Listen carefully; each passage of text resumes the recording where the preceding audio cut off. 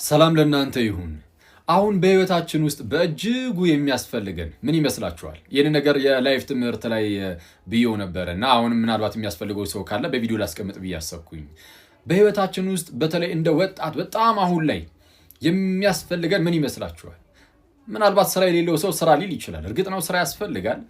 ግን ስራን እንደው የሚያገኘው ሰው ሊሰራ የሚችለው እስከ መቼ ነው ካልን አቅሙን እስካገኘ ድረስ ነው። በቃ የመስራት አቅም እስካለው ድረስ ሊሰራ ይችላል። ገንዘብ ያስፈልገኛል የሚል ሰው ቢኖር ገንዘብ እርግጥ ነው ያስፈልጋል፣ ግን የሚጠቀምበት እስኪሞት ድረስ ነው። ከሞተ በኋላ መቼስ ገንዘቡ ሊጠቅመው አይችልም።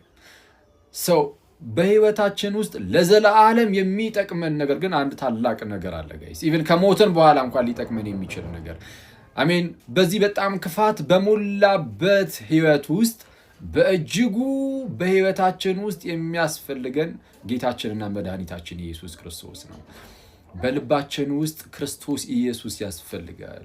ያኔ ክርስቶስ ልብ አለን ብለን በዚህ ክፋት በሞላበት ህይወት ውስጥ በጣም እንደው የዋህ ትሁት ክርስቶስን የሚመስል ከክርስቶስ ጋር የተጣበቅን ሰዎች እንሆናለን። እና ቅዱስ ጳውሎስ ለገላትያ ክርስቲያኖች ምን ነበር ያላቸው? በምዕራፍ 4 ቁጥር 19 ላይ ልጆቼ ሆይ ይልና ልጆቼ ሆይ ብሎ ይጠራቸውና ክርስቶስ በእናንተ እስኪሳል ስለ እናንተ ዳግም ምጥ ይዞኛል አለ። ክርስቶስ በእናንተ ምን እስኪል እስኪሳል።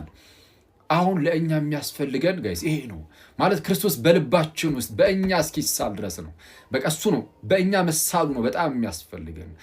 ይህ ማለት ከዓለም ውጡ ማለት ነው እንዴ? አይደለም እኮ ማለት በዓለም ውስጥ ሆነን እግር ኳስ የሚጫወተው እግር ኳስ እየተጫወተ፣ ሩጫንም የሚሮጠው እየሮጠ፣ ባስኬትቦል የሚጫወተው እየተጫወተ፣ ፑል የሚጫወተው ፑሉን እየተጫወተ፣ ቤቱ ቁጭ ብሎ ፔሱን የሚጫወት ፔሱን እየተጫወተ ጊዜን ግን መጥቶ ነው ማለት ነው። ይሄ ሁሉ እየሆነ ግን በልቡ ውስጥ ግን እግዚአብሔር አምላኩ የሆነለት ኢየሱስ እርሱ ጌታ የሆነለት የሚራራ የዋህ ትሁት የሆነ ክርስቶስን የሚናፍቅ ተስፋውን በእግዚአብሔር ላይ ያደረገ እንዲህ ያለ የዋህ አይነት ክርስቲያን ነው ልንሆን የሚገባንና እንዲህ እንድንሆን ደግሞ በእኛ ክርስቶስ ሊሳል ይገባዋል።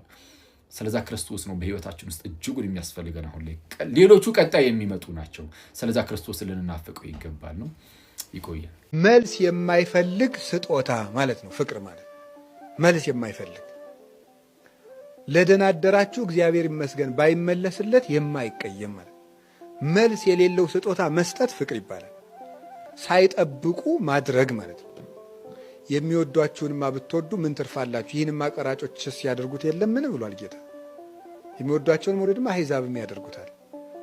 እናንተንስ እላችኋለሁ ጠላቶቻችሁን ውደዱ፣ የሚረግሟችሁን መርቁ፣ ለሚያሳድዷችሁ ጸልዩላቸው። የሰማይ አባታችሁ ለክፎችም ለደጎችም ዝናብን ያዘንባል፣ ፀሐይን ያወጣልና ብሏል።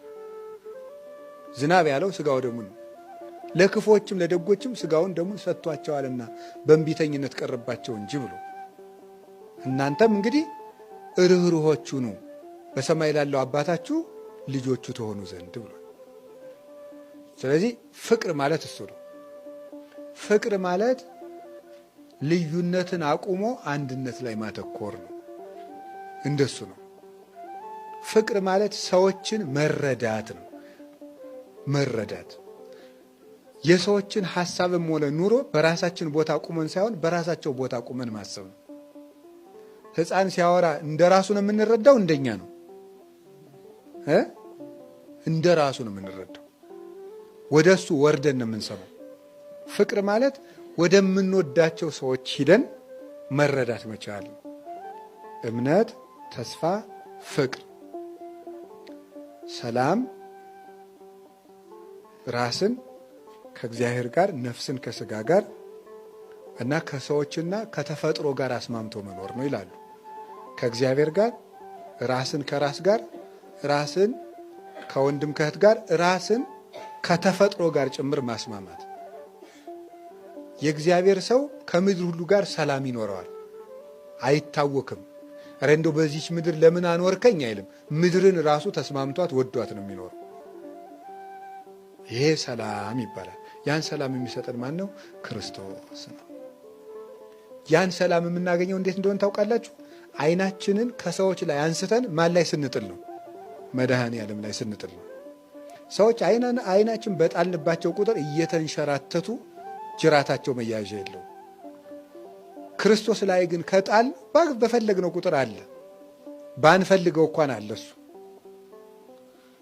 ስለዚህ አምስቱ መክሊቶች ትዕግስት። ሰው መክሊቱን ፈልጎ እንደ መክሊቱ ነው መኖር ያለበት። አዎ መቀደስ የሚያምርብህ ከሆነ ቀድስ። መስበክ ከሆነ የሚችለው ስበክ። መምከር የምትችል ከሆነ ደግሞ ምከር። ቅዱስ ጳውሎስ እኮ ብሏል፣ የሚመክር በመምከሩ ይጽና ብሏል። የሚያስተምር በማስተማሩ ይጽና ይላል። አሁን አንድ ሰው መድረክ ማስተማር የሚሆንለት አለ፣ ቁጭ ብሎ መምከር የሚያቅተዋል።